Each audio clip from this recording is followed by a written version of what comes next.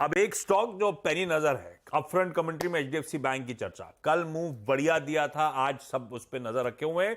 3 brokerage reports आई हैं कल के उस Q2 अपडेट के बाद। Q2 अपडेट कल सुबह तड़के आ गया था, इसीलिए स्क्रीन पे इस तरह का रिएक्शन था। सबका भरोसा वैसे तो बना ही हुआ है, मेरे ख्याल से यही लक्ष्य पहले भी थे। मॉर्गन, एक्चुअली आपके पास होंगी वो brokerage reports. Morgan Stanley overweight call 2110 का लक्ष्य, जेफरीज बाय कॉल 2030 का 2030 का लक्ष्य, और नोमुरा का भी बाय कॉल मेरे ख्याल से 2270 का लक्ष्य यहां पर नहीं कहता है। नोमुरा जो भी सारी स्क्रीन, नोमुरा तो बंधन का है, वही मेरे को 270 दिख रहा था मुझे स्क्रीन पे। ये आ गए सारे के सारे प्रेफर्ड पिक, सबको वो अपडेट्स पसंद आए, चाहे वो डिपॉजिट्स ग्रोथ का आंकड़ा हो, चाहे वो लोन ब्रुक की मर्ज एंटिटी की ग्रोथ हो, थम्स अप दिया है सबने। सचिन यार बहुत पेन दिया है स्टॉक ने ऑफ लेट, सबसे बड़ा हैवीवेट और लगातार मायूसी। कल जो घूमा उसके बाद कुछ भरोसा बढ़ रहा है क्या?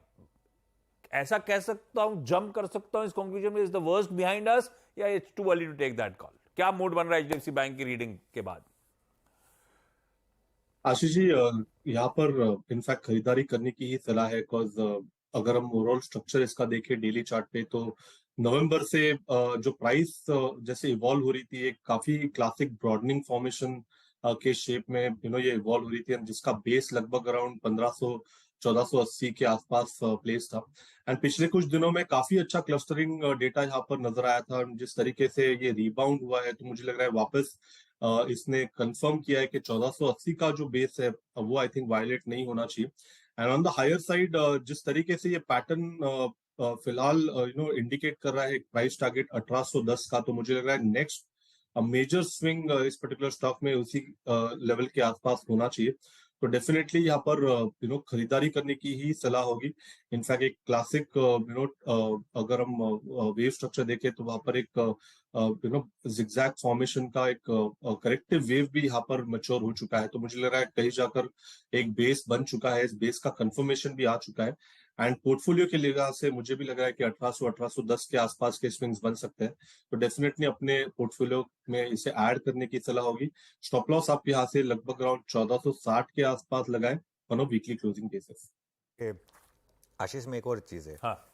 एचडीएफसी बैंक में एफआई की जो होल्डिंग है वो 59% पर आ गई है, जो रीसेंट क्वार्टर्स में सबसे कम है। 60% के नीचे आ गई। तो उसमें अब नुवामा का एक नोट है कि 20% के करीब का अब हेडरूम हो गया है एफआई का। तो वो एमएससीआई का जो वेट है उस वो डबल हो सकता है अगर ये हेडरूम 25% तक पहुंच जाए। पिछले क्वार्टर में ये हेडरूम 18% था और एफआईज ने बेचा है माल। अब ऑब्वियसली एफआईज ही बेच रहे हैं, हमको सबको पता है, तो 20% हो गया है। अभी जो पिछले 3-4 दिन में जो सेलिंग आई थी, वो जो हमने डिस्कस भी किया था, इतनी ज़बरदस्त सेलिंग आई है, वो भी एफआईज ने की होगी ऑब्वियसली। तो आगे जाते हुए ये काफ़ी इंटरेस्टिंग होगा।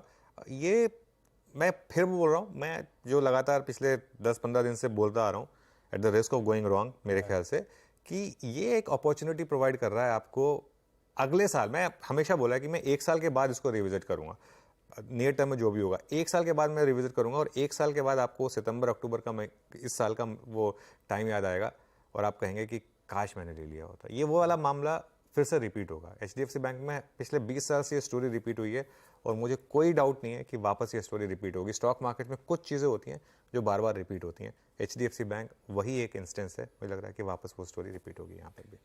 भाई साहब लॉन्ग टर्म के लिहाज से तो बहुत अट्रैक्टिव लेवल्स हैं, भरोसा रखिए स्टॉक पे। और सचिन कह रहे हैं शायद तो लार्जली 1480 के लोज ने वो बॉटम फॉर्म कर लिया है, शायद अनलाइकली है उन लोज को वायलेट करे। चलिए फिंगर्स क्रॉस, ये स्टॉक आज सपोर्टिव रहा तो मूड मॉल दिन के दौरान बढ़िया ही रहेगा एक्सपायरी के दिन का।